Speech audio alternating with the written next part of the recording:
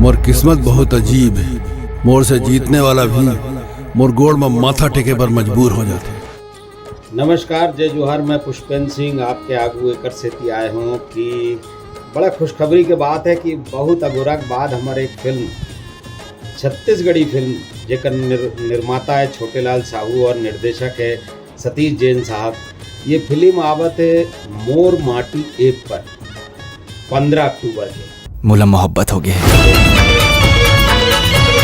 अपन से निवेदन है कि मोर माटी ऐप ला डाउनलोड करो और सिनेमा घर में जाओ। तोर मोहब्बत तो बड़ा झन्नाटेदार है यार। और हमार फिल्म हंस झन पगली फंस जावेला 15 अक्टूबर से मोर माटी ऐप में देखो। गोरा गोरा गाल कारी अखियां हो भाई तेरे मोहब्बत में दीवाना हो के कोई गलती नहीं करे यार। ये बहुत बड़े फिल्म है, बहुत सुंदर फिल्म है, अच्छा फिल्म है।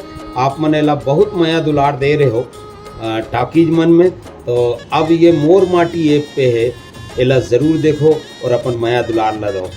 मोर माटी ऐप ला डाउनलोड करो।